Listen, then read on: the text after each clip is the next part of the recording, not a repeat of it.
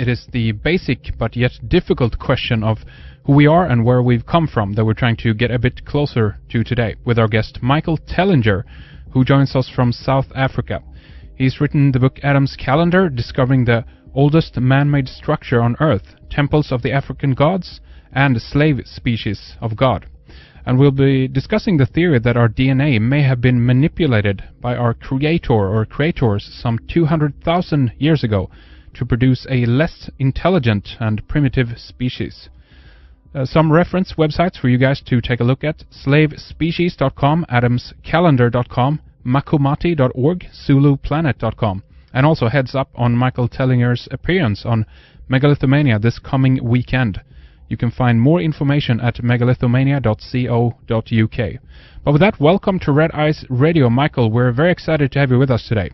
Thank you very much, Henrik. I'm very happy to be with you and sharing our wonderful discoveries with you and your listeners.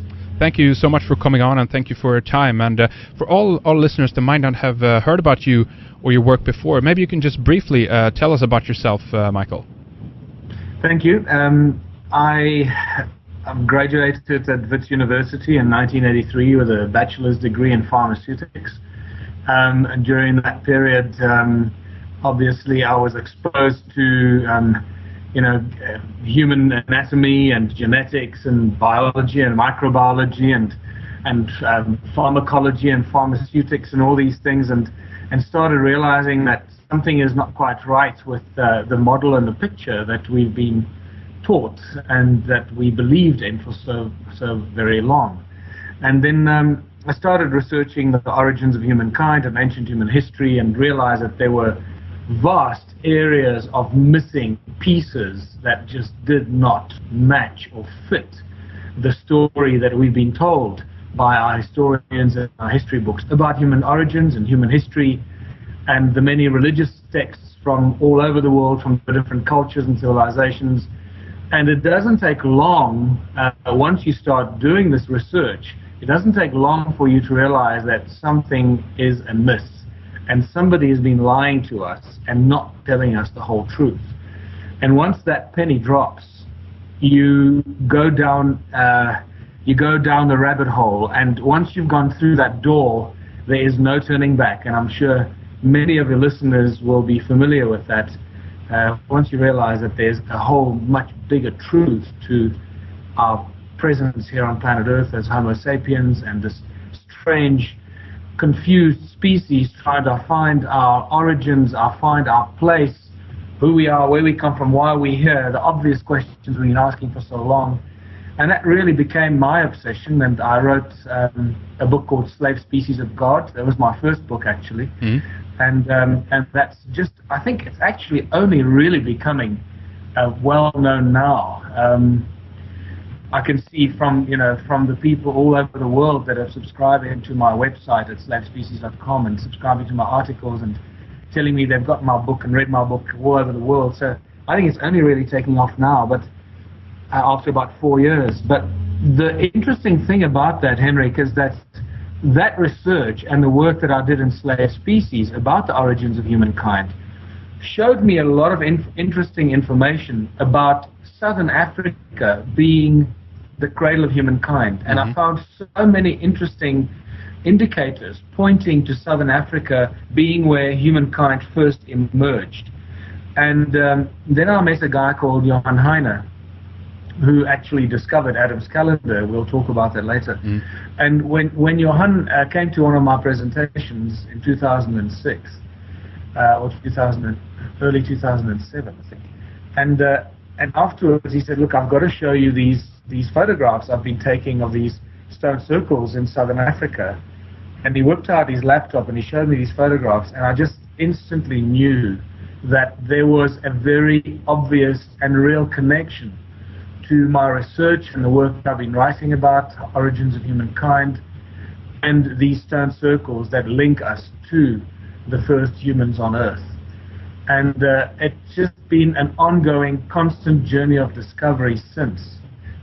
It feels like every day is just another chapter in the discovery book that we write. It's absolutely, it's quite an adrenaline rush, I must tell you. It's really exciting, and there's so many areas and avenues I want to discuss with you. I guess I generally would like to ask you a little bit of how the interest in these topics is in South Africa, and if you found a lot of support down there from people. Is the interest there, or are you just a few handful at this point, Michael? Well, that's a very interesting question, because there are probably three areas that you can divide that into. The first area is the academia, the hardcore academics that work, and especially archaeologists, historians, and anthropologists that work at the universities. They have just closed their door to Johann Heine and myself and our work. In fact, some of them refuse to even read our books. They just, go out and say, we're talking a bunch of rubbish and we don't know what we're talking about. But they haven't even looked at our work and our research. And then right next to them, we have the scientists that work at the universities and that are independent laboratories and scientists that are doing phenomenal work here. Some of the leading experts in their field in the world. And they absolutely love what we're doing. And they find it incredibly exciting and want to get involved with us in the research and the scientific analyses of some of the discoveries and the artifacts and the things that we're finding. So the scientists and the academics have been split in half.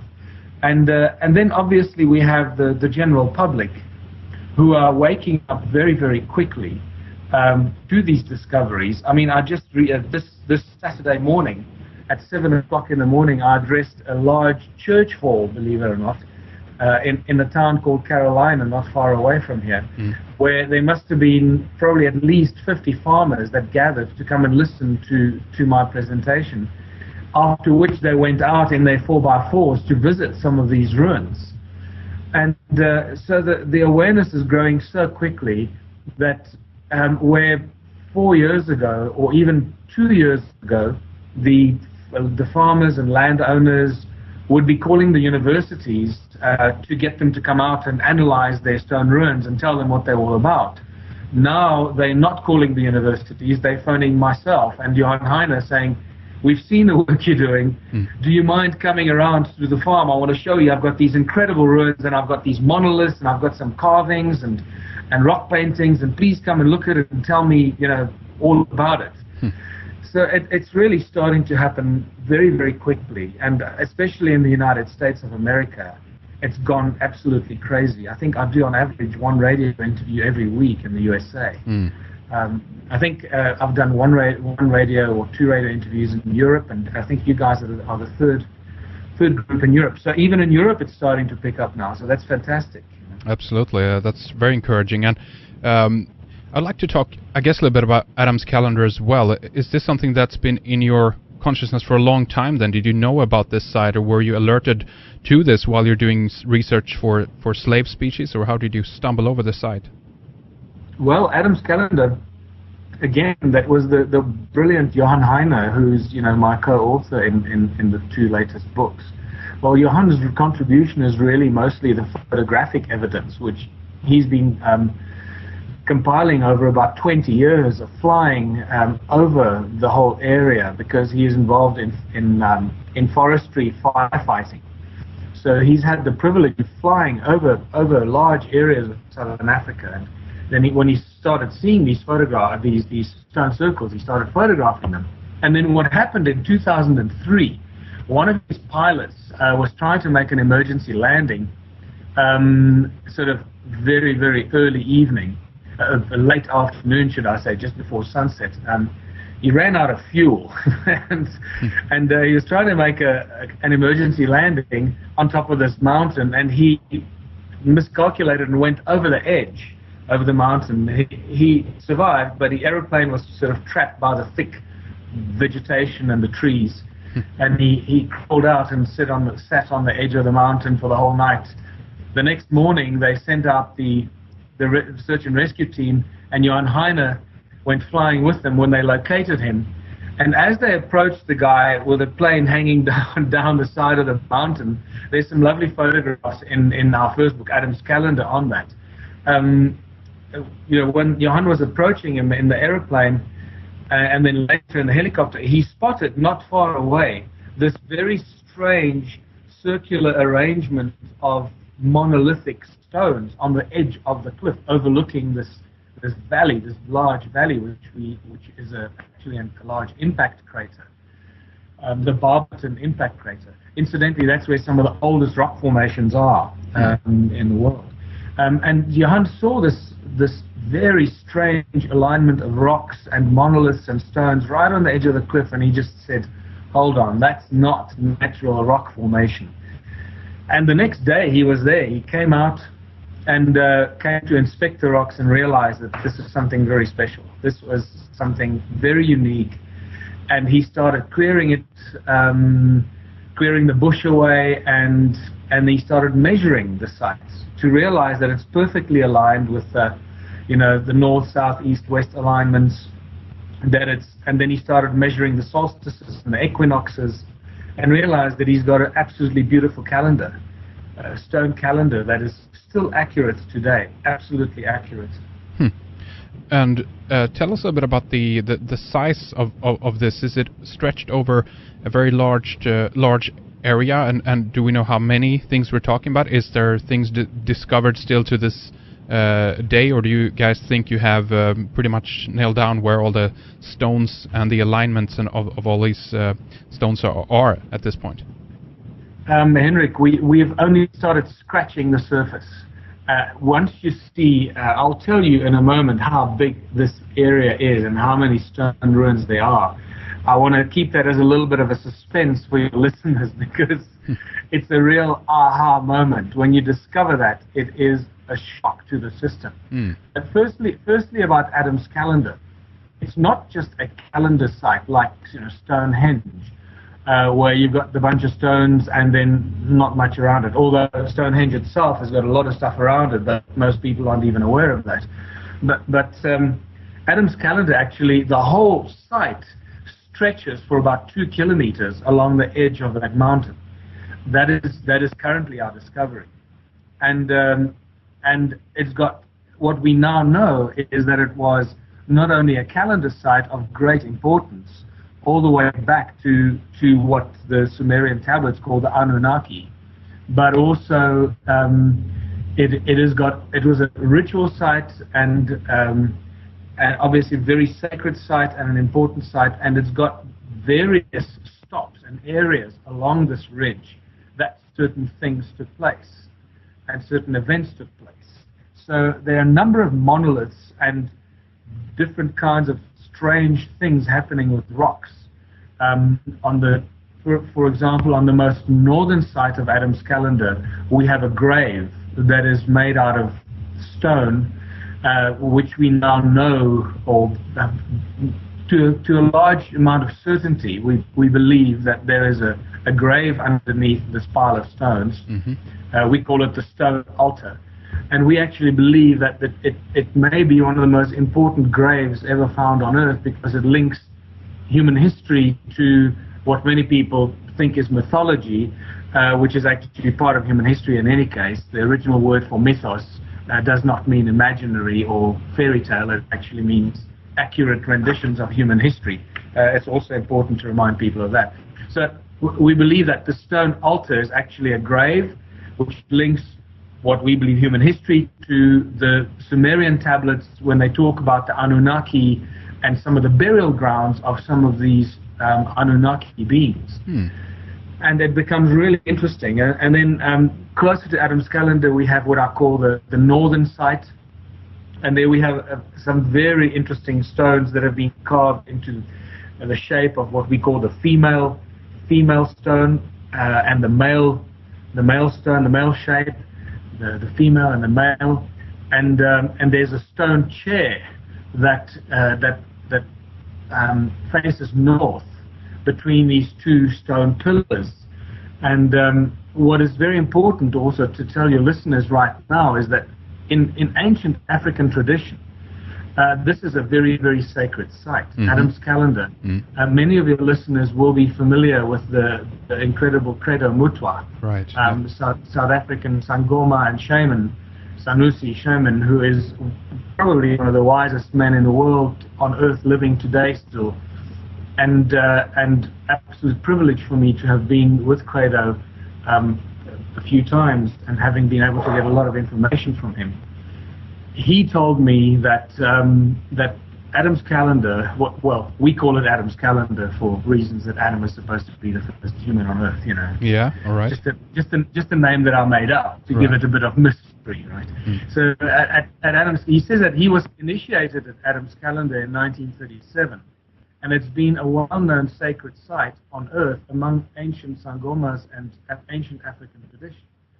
And this has been completely forgotten by the government, the historians, and everyone else in preserving natural heritage sites, or historic heritage sites. And Credo tells me that, for example, at that northern site that I mentioned, that stone chair was a very important chair that was used in the ritual, in the initiation process of the Sangomas and the shaman. And they had to sit in that chair, and something happened. I don't know the details of what happened, but we will still get to the bottom of that. And what's interesting about that particular stone chair, it's when Credo told me that it faces north, I went back there and we analyzed it, and according to current north, south, east, west, it does not face north. But when you start taking into account what has happened and when Adam's calendar was built, and that it's actually out of line by 3¼ degrees, all these things start to fall in place, and you realize, oh my goodness, we are dealing with such an incredibly old site and an immense knowledge of astronomy and our ancestry and our links to the, to the people of the sky, as the African tradition, just like every other ancient tradition talks about the people of the sky came down to earth and made the earthlings, and there it is, right there. And then Adam's calendar itself is just, I took a group of people there yesterday, actually. It's been a long time since I've been there. I took about 10 people there yesterday, and I must tell you, it is a life-changing experience. People feel the deep spiritual connections, and there's an energy there that is very difficult to define until you actually go there. So it's difficult to explain.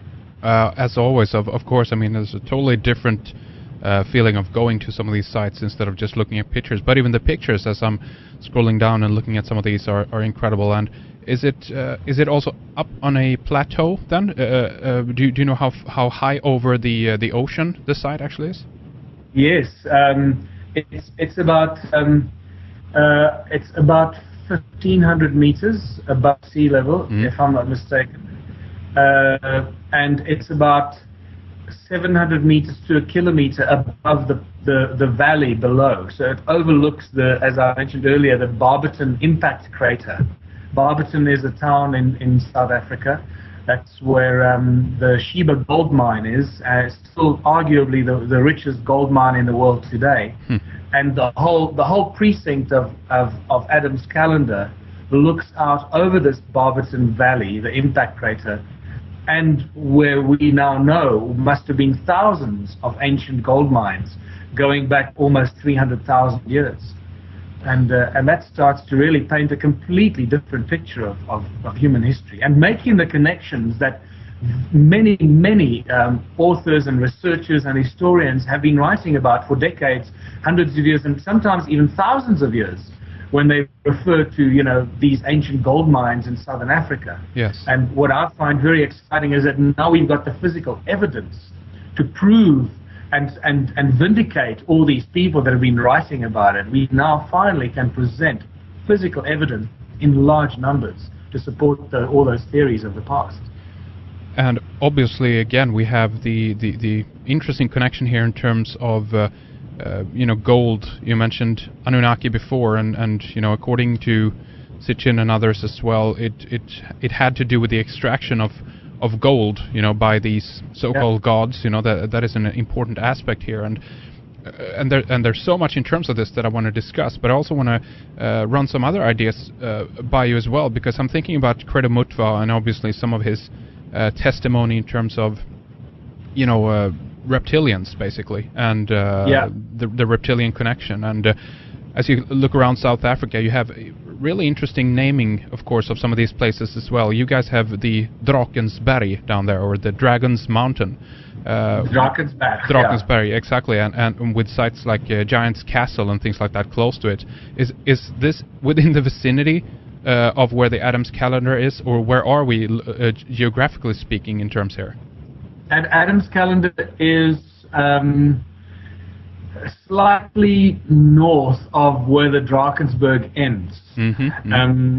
But you know, it's not far. It's a continuation of the Drakensberg Mountains, I suppose, if you really want to look at it. You know, after all, we name these mountains, and it's a continuation of a mountain range, and then that piece there, they give a different name and so forth. But I live about 60 kilometers away from Adams Calendar, and in a town called Watervalboven, which means upper waterfall. It's a Dutch name, and this is where the most concentrated stone ruins are around me here, and I'm actually also on the edge of the Drakensberg. So I'll tell you, first of all, we need to also just now put your audience into the picture about Adams Calendar and its role among all these many thousands and actually millions of stone circles and stone ruins in southern Africa. Adams Calendar is the flagship. It was obviously the most important place that was created by the Anunnaki. There's now in my mind personally, there's no doubt that it was actually Enki's calendar and not Adam's calendar. And this entire ancient lost city that we're looking at down here is actually the lost city of Enki that everyone's been talking about and reading about in the Sumerian tablets. We have found the lost city of Enki. There's no doubt in my mind. And as time goes by, I think we're going to start getting a lot more interest in this as people start seeing how the evidence that there is for that. So let's talk a little bit about that as well, obviously, and maybe we can tie it in terms of if you think that this might have been a survival site. I guess I popped out that question before in terms of distance from the ocean, from sea level, because a lot of these sites like the Nazca lines and other sites throughout the world end up high up on plateaus, because we might have been looking in the past of a situation where we had major tsunamis going around the planet. We might even talking about a remnant of a previous civilization that have relocated to some of these new sites, and hence they've set up shop, so to speak, on new areas. And one speculation here, obviously, then is that this area and this site in South Africa is one of these places. I'm even reminded actually of the weird little funny sync actually at the end of the 2012 movie. I think that they talk about the location of the Drakensberg there as well as one of these sites that are where they're thinking about setting up civilization again. I don't know if you saw that, but that's kind of funny. No, I have seen that, and it is quite funny. Just to reiterate again that I'm already located in the Drakensberg, and Adam's calendar is not far from the Drakensberg. So these guys were obviously they knew what they were doing. But I must tell you, firstly, Hendrik, let's just put this into perspective. So just so that your listeners know how many of these stone circles there are and how big this ancient civilization was, because it's the largest settlement ever built by humans, including modern urban settlements and areas today. It's larger than anything you can imagine. New York, Los Angeles, Tokyo, Mexico, Johannesburg, nothing even comes close. We're dealing with the whole of the southern African subcontinent, including most of South Africa, Botswana, Zimbabwe, and large parts of Mozambique, being pretty much one continuous settlement of stone structures, circular stone structures, all connected by what we originally called ancient roads. We now call them channels, and interspaced with thousands and thousands of miles of agricultural terraces. And the history of these stone circles is really fascinating in itself, because they first start, being mentioned by the Portuguese settlers in the late 1800s, and we have very clear records of these in around 1510 from Portuguese settlers, explorers, should I say, that started coming into southern Africa through the Mozambican coast, and finding many of these stone ruins and stone structures, and being absolutely amazed by some of the size and their state of collapse and disrepair already at that stage.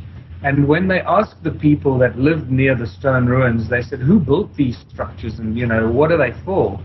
The native people here said, we don't know who built them, but it must be the work of the devil, because man could not build something like this.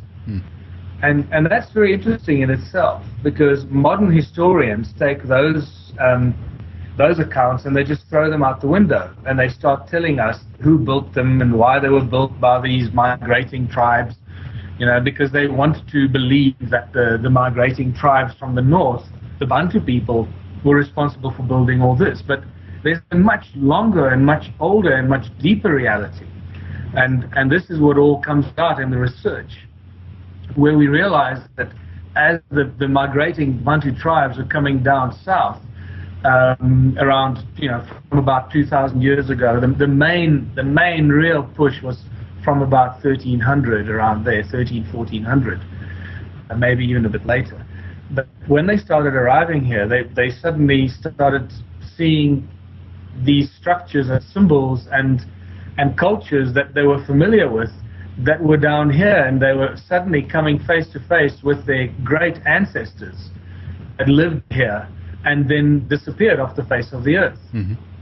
So then in 1891, the brilliant Theodore Bent, he was a British archaeologist who did a lot of excavation and research in southern Africa, all over South Africa, Botswana, Zimbabwe, and he did a lot of work in Egypt and in the Near East as well, a lot of work on the ancient gold mines there and so forth. And he's left us a lot of incredible information. But unfortunately, our history books don't use any of his work, because he's been deemed to be a colonialist, and therefore his work is not acceptable, which is a great shame. Yeah. In 1891, Theodore Bent already estimated there were about 4,000 stone ruins in southern Africa, just from walking on foot. And then by 1974, there was a wonderful researcher called Roger Summers. He wrote 3 or 4 books on the ruins of southern Africa. And he estimated, he did a far more elaborate calculation, and he estimated at least 20,000 of these stone structures. And when I got involved with Jan Heine in 2007, we started working on this full time and really researching this and walking the mountains, walking hundreds and hundreds of kilometers, and probably, driving thousands of kilometers looking at these stone structures. And I've personally walked through the mountains and crawled under the thorn trees and through the bushes, and until you do that, you cannot possibly imagine the extent of it. But more importantly, what happens is when you walk these ruins, you start to identify the different building styles and the different types of materials that were used. And that's very important, because then you suddenly realize that all the stone structures right across southern Africa, every single one I've seen and evaluated and analyzed, I've actually analyzed the stones, every one was built in its original form from the same material. And that is a very, very important discovery and breakthrough. So by 1974, Roger Summers estimated there were 20,000 of these. When I got involved, within 6 months or so, I said, no way, there's way more than that. In a quick calculation, I said that there were at least 100,000. Well, within 6 months, it went up to 200,000. And then before we released our new book, Temples of the African Gods, which is really about the lost city of Enki. So for those of your listeners who are the fans of the Anunnaki, this is it, my friends. You've stumbled upon the holy grail of the Anunnaki missing link. By the time we were going to publish the book, I said to myself, hold on, we can't just thumbsuck a number. We've got to actually present a some sort of a scientific approach to estimating the number of ruins. So once you walk through the mountains and you realize what it looks like on the ground, and the fact that there are ruins under the trees which you cannot see from the aerial photographs or from satellite photographs, you start to get a very good idea what it looks like from satellite. Yeah. And only then can you go onto Google and to satellite photographs and start analyzing what it is you're looking at. And I must tell you that that was just a huge shock to my system, where I kept double guessing and second guessing myself, because there were just so many of these stone ruins everywhere. And eventually I found what I now call the three lost cities, the holy trinity of lost cities here in Southern Africa. The one is where I live here at Watervalboven, close to Adam's Calendar. The other one is other side of Rustenburg, all the way to the border of Botswana. Incidentally, that also includes the well-known Sun City holiday resort and the golf course there, and what they call the Palace of the Lost City. They actually built the Palace of the Lost City on a real lost civilization, and they're not even aware of it. It's just incredible. Incidentally, I just did a presentation to the marketing director of Sun International about 2 months ago, and they were absolutely blown away. They just couldn't believe what I was showing them. So it might become a very interesting attraction even for tourists up in that part of the world. And then the third lost city that I discovered was Great Zimbabwe Ruins and the whole large area around it. And then I stopped because I realized there's a lot more. So I thought, well, it's pointless going on. Let me first deal with these 3 obvious ones and count how many ruins there are here. And it comes to about 3 million, or more than 3 million structures per each one of these lost cities. It adds up to over 10 million stone circles that I managed to extrapolate from the counts from satellite photographs and so forth, which is just spectacular. It's way beyond anyone's wildest dreams. So we know we're dealing with a civilization that was very, very large, that we're looking at probably between 50 and 100 million people that lived here over a very extended period. Yeah. And then what gets even more interesting is that when you start analyzing many of the satellite photographs, you start realizing that most of it is covered by soil and not exposed. And you realize that there must have been a huge flood that caused this absolute destruction of this ancient civilization. And suddenly we start looking at 13,000 years ago, or more or less, the so-called biblical flood, call it whatever you want. The Sumerian tablets tell us that that flood happened and it originated in Antarctica, and it was a giant tidal wave, several kilometers high, that just swept around the world like a rubber band from Antarctica up to the North Pole and back again, probably went up a few times. And you can just imagine the complete destruction and devastation it would have caused here, especially in the countries of the Southern Hemisphere, South Africa, South America, Australia, New Zealand. Those parts of the world would have been completely overrun. And sediment, meters and meters and meters of sediment, soil and sand deposited on these ancient structures. And then from 13,000 years ago, sorry Henrik, from 13,000 years ago, suddenly you see this rise of all these new civilizations around the world. Right, exactly. And guess what they were doing? They were all obsessed with mining gold. And building stone monuments and calendars and trying to figure out where they were and what the heck the direction the Earth was spinning again or something like that, And while we're on this giant flood situation, I think it's important for me just to throw this in for your listeners as well, because this is where it really boggles the mind. And like I told you, every day, every week is like a journey of discovery, and we keep just finding new things all the time.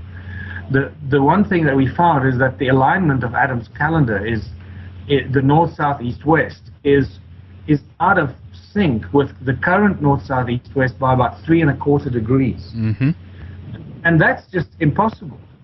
That's just, true north, south, east does not change. And it just suggests that the angle of the Earth has moved by at least 3¼ degrees in recent times, in some time in the history, more than what we believed it had moved.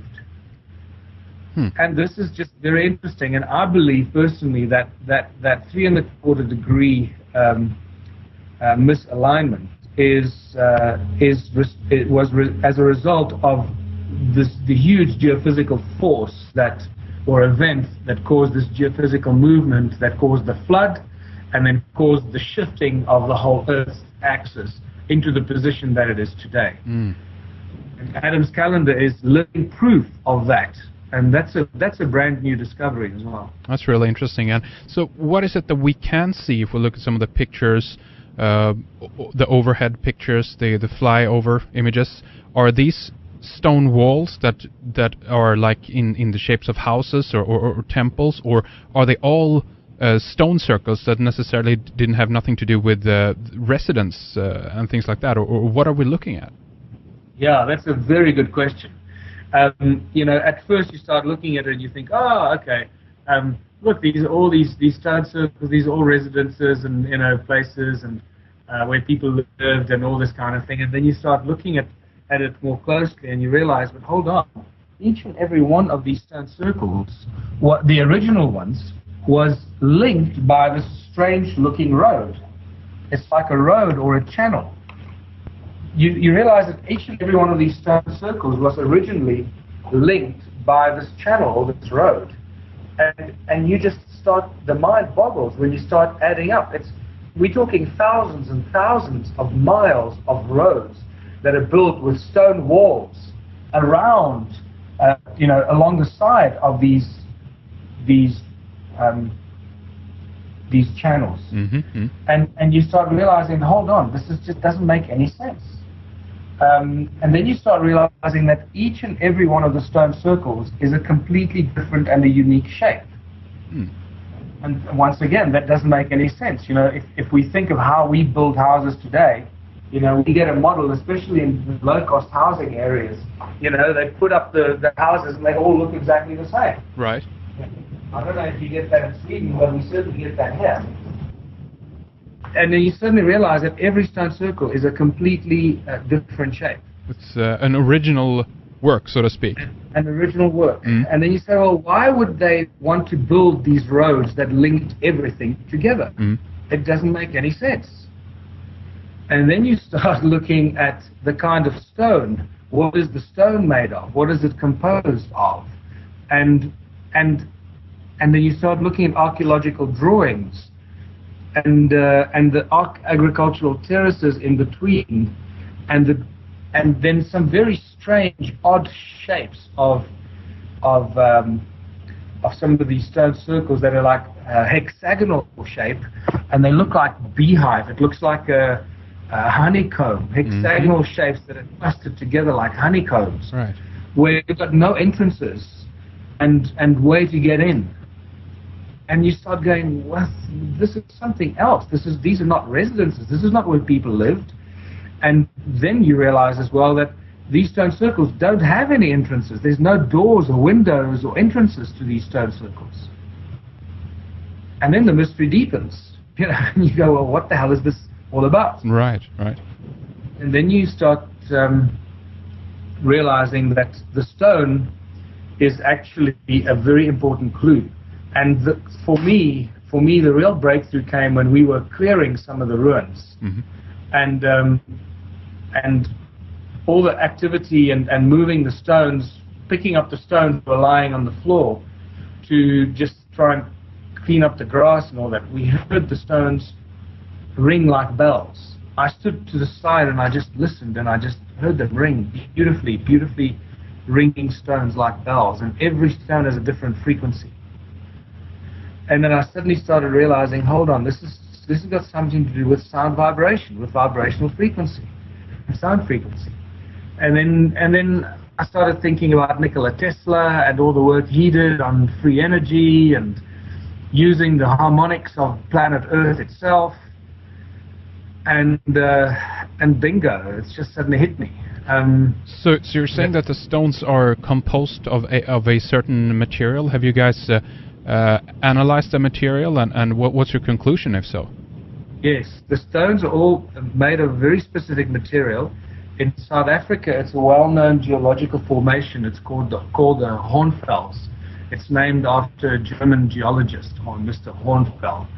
And the Hornfels are very specific stone. It's a metamorphosized quartzite, and it's very, very homogeneous. It's got a very homogeneous black charcoal sort of color when you break the stone. And the stone consists of about 54% silica dioxide, and about 28% of aluminium, and the rest is iron, and very, very little other things in there. And that's a very specific formulation. And the fact that it's so homogeneous, they're not large chunks of quartz and chunks of iron and chunks of aluminium. It's extremely homogeneous.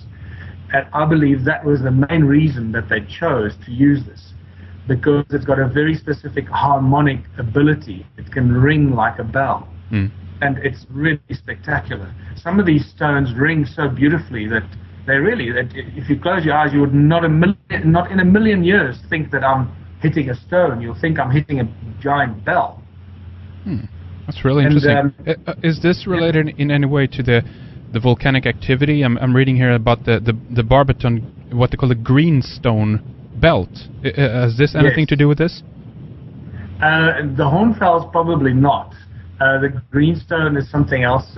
Look, I haven't really been studying the greenstone, so I can't tell you too much about that at this stage. Okay. The obvious thing is that the Hornfels is what they wanted. Right. All the stones were originally built with that. All the walls were originally built with that. The roads, and even the terraces, the agricultural terraces. And suddenly we realized that we're dealing with a civilization from 300,000 or 280,000 years ago that already had an understanding of energy and the generation of energy and how to channel the energy. What is interesting is I first heard about this from Dan Burish, who speaks about some of the experiments that he's been doing with specific silica dioxide rocks, and that they measured those silica dioxide rocks, that they emit sort of what they call pockets of electromagnetic energy. Well, we just recently did our own experiment here with a device whose name I forget now, but it's a very advanced device for measuring a number of forms of energy. And the chap that uses it, fortunately, lives just in the town right next door to us, and he used it in San Francisco for a number of years and brought it back with him. And he came up to the stone ruins 2 weeks ago, and he measured the walls and the energy that they generate, and he was so blown away with the amount of energy he picked up coming out of the stones, that he ran off saying he knows exactly how to construct a perpetual energy device that can just use the stones to generate energy from there. That's how excited this guy got. And do you know if is this a natural occurring rock, or do you think that it has been manipulated in some way to have this particular molecular structure? What do you think?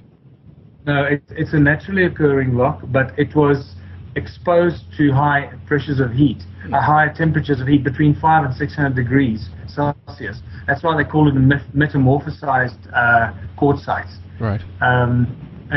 And that's why it in its sort of magma state, or I don't know, I suppose after it became quartzite, it was then re-exposed to more heat, and that's where it metamorphosized, and it's got these special properties.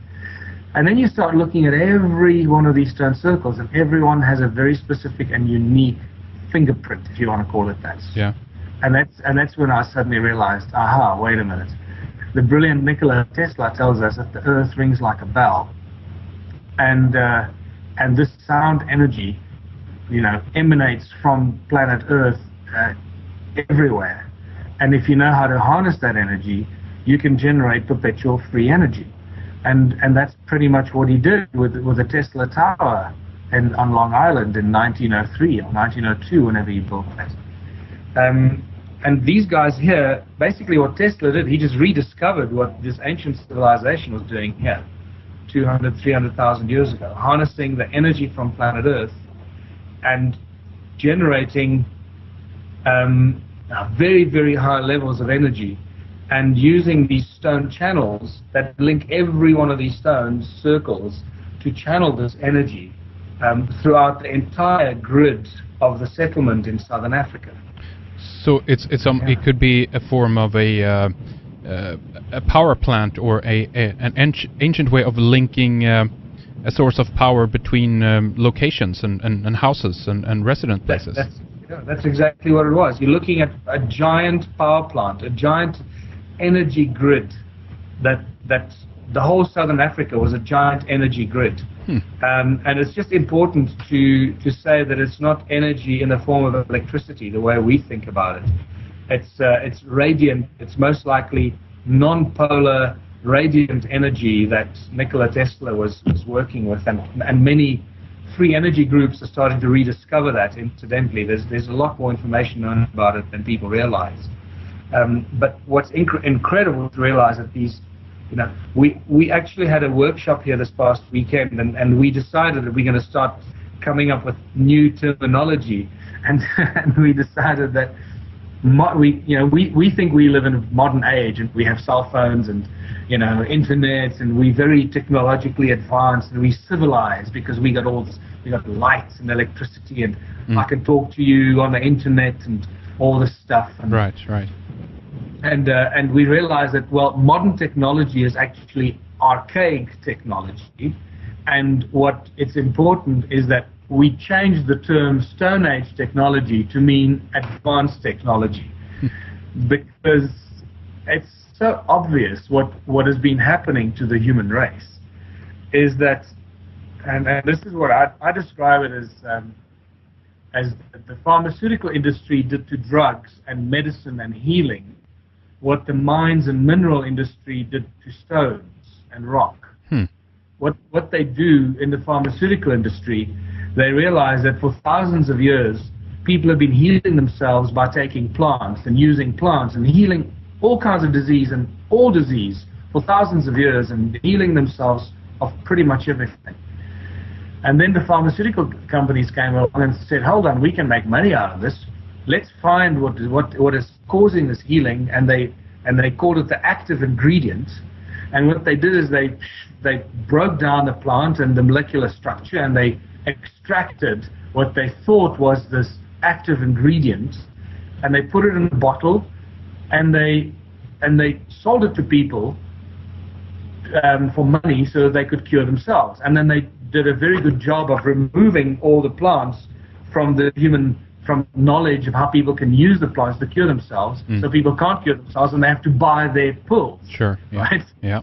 So what they didn't realize is that the active ingredient is just a component of the plant, and its efficacy is probably far reduced when you take it out of its original environment. Right. The energy flow has been disrupted, and any molecular scientist or biologist will tell you that you've disrupted the flow of energy and the efficacy and the potency of that active ingredient once you take it out of its natural environment. And the minerals industry did exactly the same. People say, well, why if these guys were so advanced, why didn't they have advanced? Why can't we find advanced technology? And we think, we're so bloody arrogant. We think of advanced technology as being, cell phones and stuff like that. Well, think about it. What is it that we use in modern and advanced technology? We use things that we get out of rocks. We use gold. We use, manganese. We use tin, nickel, copper, silica. After all, what are fiber optics? Silica. Yeah. So most components of rock are silica, right? Yeah. So most rocks, the highest component of any rock is silica, and that's a big big aha moment for me as well when I realized that when we started testing all these different rocks that we find everywhere, and you suddenly realize that silica is just everywhere. So why extract the active ingredient out of the rock when it's really very happy being in the rock? And the energy flow and its energy field in that rock is far stronger in its natural environment. So use the gold, use the copper, use the silica, use the iron in its natural environment. And we think that they were primitive because they used stones. Why were they so dumb? They used stones for everything. Well, you know, we're the dumb ones. We try and extract the gold and extract the copper and then try and use that. Use the copper where it is. Absolutely. Natural elements as well. And we're kind of almost in the realm of, you know, if we want to term it that, Atlantean, you know, technology as well in terms of, you know, if we look at it from the point of view of fiber optics or glass communicating with light, if you will, actually in one way, and they might have had a different set of doing this, using even these canals or, you know, as communications. We don't know that at this point. But what I like to do, Michael, is I have one more question that I'd like to round up our first hour with you here on, and that is how you came to the conclusion about the age here, because I've heard various theories about this. Some say, you know, 75,000 years. You mentioned 300,000 to 200,000 years as well. How did you come to this conclusion, and what do you believe is the correct dating here? Yeah, at the moment, my personal belief and the support is growing on a daily basis is that it's about 285,000 years old. This whole settlement, that's when it started, especially Adam's calendar. Then it got wiped out about 13,000 years ago, and then only a small number of the stone ruins were reconstructed and reused by the civilizations from about 13,000 years ago. The kind of dating we use is everything and anything we can find that we can look at from a scientific perspective. And as you know, this is not easy. These things, and that's why it takes a long time to start seeing these things and recognizing. You know, you could walk to Adam's calendar every day for a month and stare at something and not see it. And then suddenly after a month you go, oh my goodness, I've been staring at it every day and it's right here. You know, and then suddenly it becomes a very important element in helping you date the thing. So we look at things like erosion. Erosion on some of the stones that have broken off and are still in situ. Like one of the stones at Adam's calendar has broken off, and it's very hard dolerite. Incidentally, we can talk about that in the second hour. The stones of Adam's calendar, and also all the other important discoveries like the Sphinx, the Horus stone, the Ankh, all the icons we associated with Egyptology and Sumeria are not from Egypt and not from Sumeria. They're from South Africa, and that's a huge shock to many people. Yeah. So we start looking at erosion patterns. Then we start looking at the very, very important patina growth, the skin of the rock, if you want to call it that. And that is a very, very strong scientific argument that you cannot just wash away. And then also, obviously, alignments with stars, stellar alignments, Orion's belt, Sirius, the pole star, various others. And it starts to all point towards a very, very old construction of way over 200,000 years. And then finally is psychic revelations. And for those that still don't believe that psychic revelations can be accurate, well, I've got a story to tell you that, you know, when you've got 12 psychics or more start telling you exactly the same information about the age and the construction and the reason and the who, why, what, and when, you realize that we're dealing something that is 285,000 years old. It was built by the Anunnaki under the directions of Enki, and we also have the first pyramids here, which I'll tell you more about. And yeah, all right, lots more to explore. Absolutely, tons of stuff. And we're going to explore some of this after our break here as well, and I'm going to ask you more about this. And then what I want to mention here is that you'll be traveling to the UK soon, to the Megalithomania conference there. And obviously I want you to tell us about your website, your books, and your other material for people who want to read more about these sites and some of the research and material that you have out there, Michael. Megalithomania. I'm on Megalithomania in Glastonbury. You can go to Megalithomania website to get more details.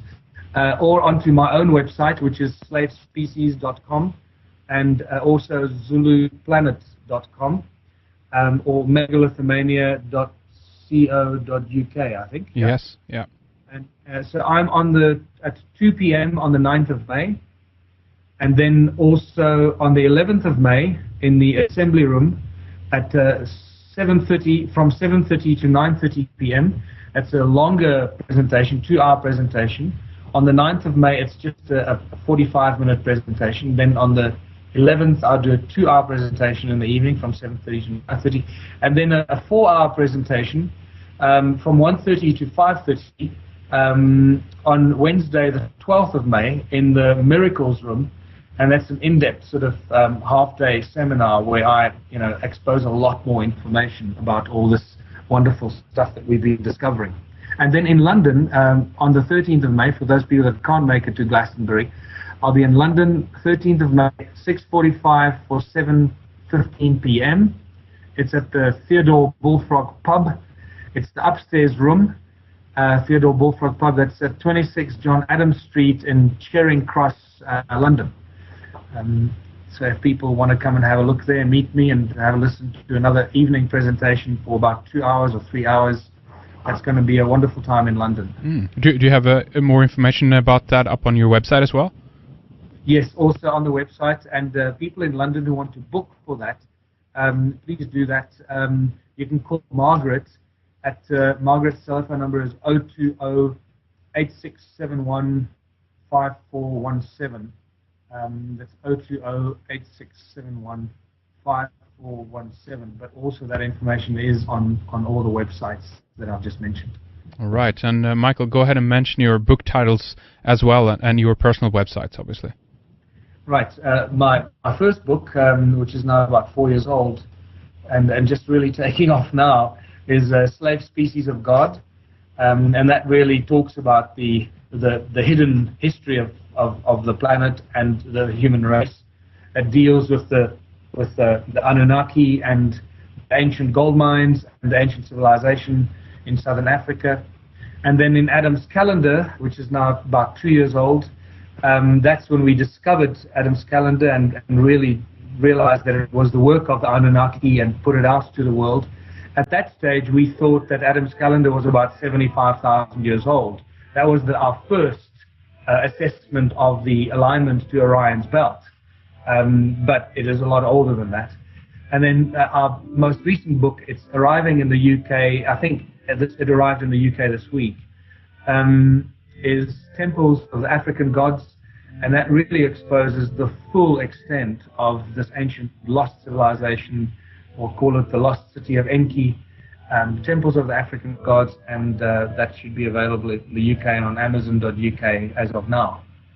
All right, there you go. Tons of material for you guys to check out, and we'll have links up on Red Eyes Creations as well. So stay with us, Michael, and we'll be right back with more after this break.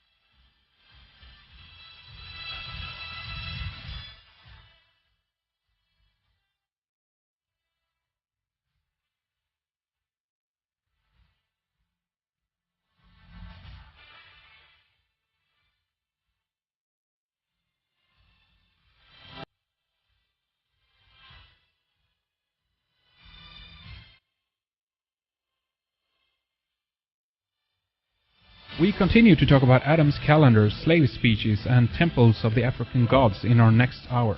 We talk about some of the carvings on the stones, like the winged disc, the ankh, and Michael has even found a sphinx. We talk about what is known as mitochondrial Eve, how humanity was close to extinction about 70,000 years ago. We talk about python worship, also going back to about 70,000 years ago in Botswana, and the Sodilo Cave. Credo Mutwa has mentioned that this is literally the birthplace of humanity. We talk more about that with Michael. We discuss the properties of the frontal lobe, the Boskop man and the Boskop skull, the connection to Orion, where do the Anunnaki really come from, and the question if they were benevolent or malevolent creatures. We talk about some of the evidence for the age of the site and follow some of the stories about Absu from the Sumerian record, about the gold mining process as well, and the confirmation of some of this information by various psychics, and how some of this lingers into our own world today with the hunting of gold that still seems to be going on. But they haven't even looked at our work and our research. And then right next to them, we have the scientists that work at the universities and that are independent laboratories and scientists that are doing phenomenal work here, some of the leading experts in their field in the world. And they absolutely love what we're doing, and they find it incredibly exciting and want to get involved with us in the research and the scientific analyses of some of the discoveries and the artifacts and the things that we're finding. So the scientists and the academics have been split in half. And then obviously we have the general public who are waking up very, very quickly to these discoveries. I mean, I just this Saturday morning at 7 o'clock in the morning, I addressed a large church hall, believe it or not, in a town called Carolina, not far away from here, where there must have been probably at least 50 farmers that gathered to come and listen to my presentation, after which they went out in their 4x4s to visit some of these ruins. And so the awareness is growing so quickly that where 4 years ago, or even 2 years ago, the farmers and landowners would be calling the universities to get them to come out and analyze their stone ruins and tell them what they're all about. It is the basic but yet difficult question of who we are and where we've come from that we're trying to get a bit closer to today with our guest Michael Tellinger, who joins us from South Africa. He's written the book Adam's Calendar, discovering the oldest man-made structure on Earth, temples of the African gods, and slave species of God.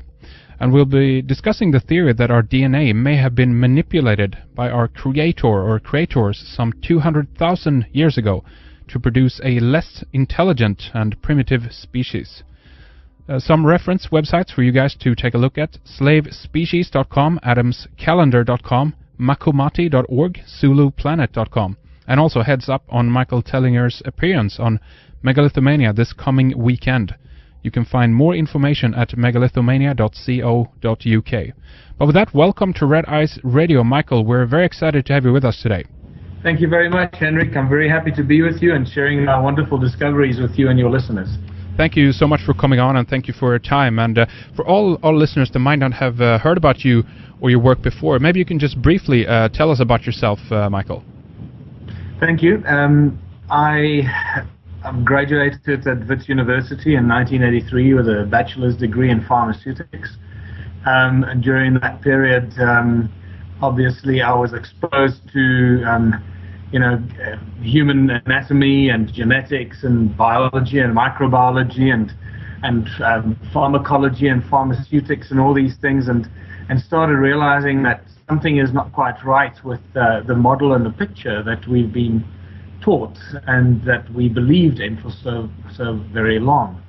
And then I started researching the origins of humankind and ancient human history, and realized that there were vast areas of missing pieces that just did not match or fit the story that we've been told by our historians and our history books about human origins and human history, and the many religious texts from all over the world, from the different cultures and civilizations. And it doesn't take long, once you start doing this research, it doesn't take long for you to realize that something is amiss. and somebody has been lying to us and not telling us the whole truth. And once that penny drops, you go down the rabbit hole, and once you've gone through that door, there is no turning back. And I'm sure many of your listeners will be familiar with that. Once you realize that there's a whole much bigger truth to our presence here on planet Earth as Homo sapiens, and this strange, confused species trying to find our origins, find our place, who we are, where we come from, why we're here, the obvious questions we've been asking for so long. And that really became my obsession, and I wrote a book called Slave Species of God. That was my first book, actually. And that's just, I think it's actually only really becoming well known now. I can see from the people all over the world that are subscribing to my website at slavespecies.com and subscribing to my articles and telling me they've got my book and read my book all over the world. So I think it's only really taking off now, but after about 4 years. But the interesting thing about that, Henrik, is that research and the work that I did in Slave Species about the origins of humankind showed me a lot of interesting information about Southern Africa being the cradle of humankind. And I found so many interesting indicators pointing to Southern Africa being where humankind first emerged. And then I met a guy called Johann Heine, who actually discovered Adam's calendar. We'll talk about that later. And when Johann came to one of my presentations in 2006, or early 2007, I think, and afterwards he said, look, I've got to show you these photographs I've been taking of these stone circles in Southern Africa. And he whipped out his laptop and he showed me these photographs, and I just instantly knew that there was a very obvious and real connection to my research and the work I've been writing about origins of humankind and these stone circles that link us to the first humans on Earth. And it's just been an ongoing, constant journey of discovery since. It feels like every day is just another chapter in the discovery book that we write. It's absolutely, it's quite an adrenaline rush, I must tell you. It's really exciting, and there's so many areas and avenues I want to discuss with you. I guess I generally would like to ask you a little bit of how the interest in these topics is in South Africa, and if you found a lot of support down there from people. Is the interest there, or are you just a few handful at this point, Michael? Well, that's a very interesting question, because there are probably three areas that you can divide that into.